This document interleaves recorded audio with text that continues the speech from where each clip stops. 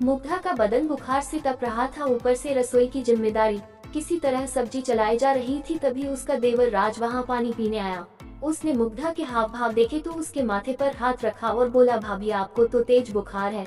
हाँ, मुग्धा ने कमजोर आवाज में कहा। सुबह कुछ नहीं था, दोपहर से अचानक। भैया को बताया? नहीं, वे तो परसों आने ही वाले हैं, वैसे भी बेकार परेशान होंगे, आज तो रात हो ही गई, बस कल की बात है।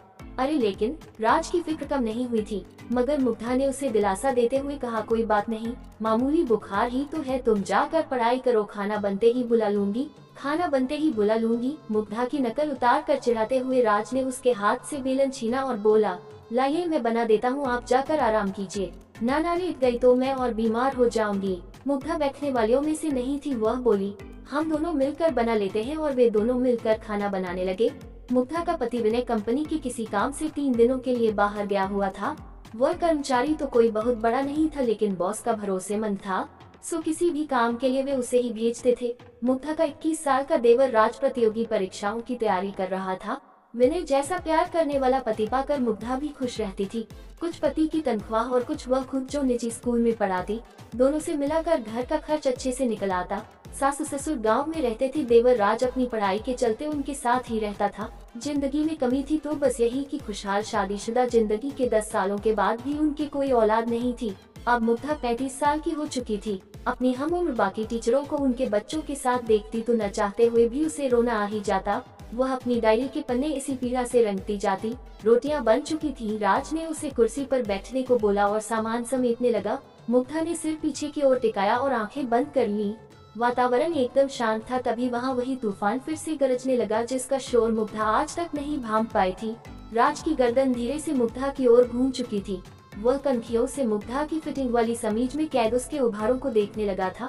मुग्धा की सांसों के साथ जैसे जैसे वे ऊपर नीचे होते, वैसे वैसे राज के अंदर का शैतान जागता जाता। हो गया सब काम। बर्तनों की आवाज बंद जानकर मुग्धा ने अचानक पूछते हुए अपनी आंखें खोल दी। राज हकपका गया और बोला, हाँ भाभी, बस हो ही गया। कहकर राज ने जल्दी जल्दी बाकी काम निपटाया और खाने की चीजों को उठाकर मेज पर ले गया। मुग्धा ने मुश्किल से 2 रोटियां खाई, वह भी राज की जिद पर। वह जबरदस्ती सब्जी उसकी प्लेट में डाल दे रहा था। खाने के बाद मुग्धा सोने जाने लगी तो राज बोला, भाभी 15 मिनट के लिए आगे वाले कमरे में बैठिए ना, मैं आपके लिए दवा ले आता हूँ। अरे नहीं, रात भर में उतर जाएगा। मुग्धा ने मना किया, लेकिन राज कहाँ मानने वाला था। मैं पास वाले केमिस्ट से ही दवा लेकर आ रहा हूँ भाभी, जहाँ से आप मंगाती हैं हमेशा। दरवाजा बंद कर लीजिए, मैं अभी आया, कहता हुआ वह निकल गया। मुग्धा ने दरवाजा बंद किया और सोफे पर पैर ऊपर करके बैठ गई। राज ने तय कर लिया था कि आज तो वह अपने मन की करके ही रहेगा। इस बीच केमिस्ट की दुकान आ गई। क्या बात है राज बाबू? केमिस्ट ने राज को खोया सा देखा तो पूछा। राज का ध्यान वापस दुकान पर आया।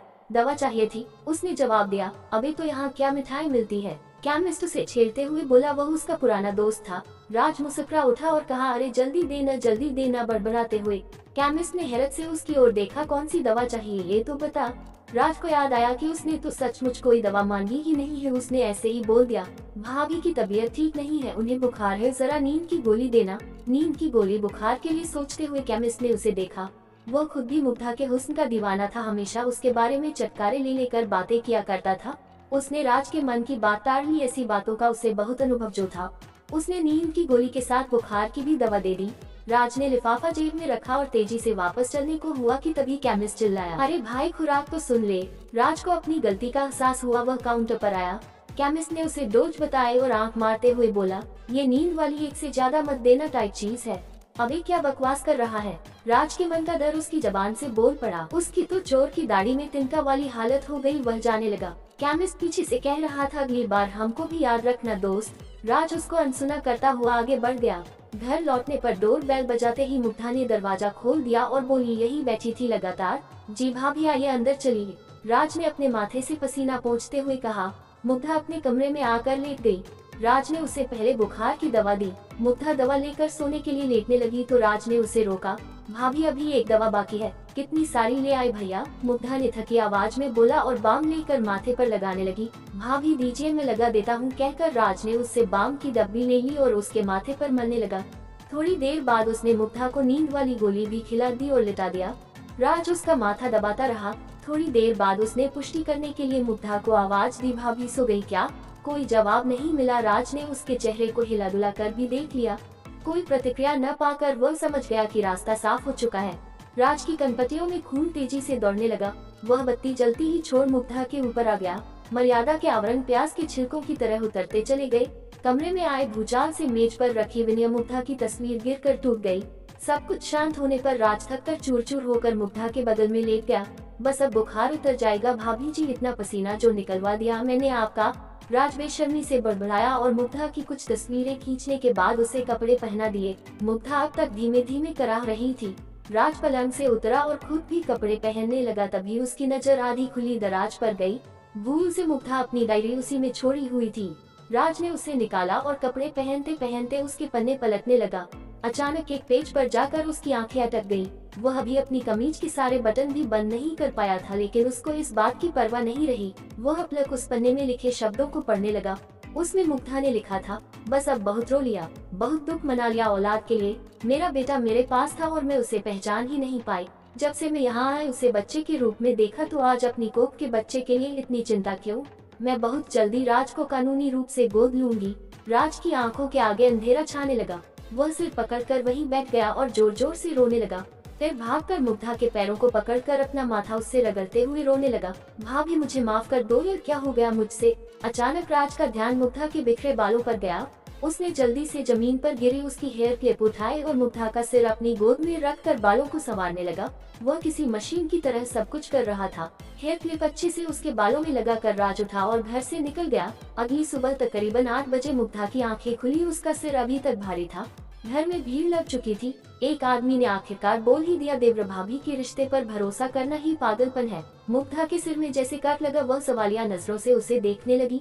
तभी इलाके के पुलिस इंस्पेक्टर ने प्रवेश किया और बताया, आपके देवर राज की लाश पास वाली नदी से मिली है। उसने रात को खुदकुशी कर ली। मुग्धा का कलेजा मुंह को आने लगा। वह हड़बड़ाकर पलंग से उठी लेकिन लड़खड़ा कर गिर गई। एक महिला सिपाही ने राज के मोबाइल फोन में कैद मुग्धा की कल रात वाली तस्वीरें उसे दिखाई और कड़क कर पूछा, कल रंगलियां मनाते मनाते ऐसा क्या कह दिया लड़के से तूने जो उसने अपनी जान दे दी? तस्वीरें देखकर मुग्धा हैरान रह गई। अपनी शारीरिक हालत से उसे ऐसी ही किसी घटना का शक तो हो रहा था, लेकिन दिल अब तक मानने को तैयार नहीं था। वह फूट फूट कर रोने लगी। इंस्पेक्टर ने उस महिला सिपाही को अभी कुछ न पूछने का इशारा किया और बाकी औपचारिकताएं पूरी कर वहां से चला गया। धीरे धीरे औरतों की भीड़ भी छंटती गई। विनय का फोन आया था कि वह आ रहा है, घबराए नहीं। लेकिन मुग्धा बस सुनती रही। उसकी सूनी आंखों के सामने राज का बचपन चल रहा था जब वह नई नई इस घर में आई थी। दोपहर तक विनय लौट आया और भागते हुए मुग्धा के पास कमरे में पहुंचा। वह जड़वत अभी भी पलंग पर बैठी शून्य में ताक रही थी। विनय ने उसके कंधे पर हाथ रखा, लेकिन मुग्धा का शरीर एक ओर लुढ़क गया। मुग्धा मुग्धा चीखता हुआ विनय उसे झकझोरे जा रहा था, पर मुग्धा कभी न जागने वाली नींद में सो चुकी थी।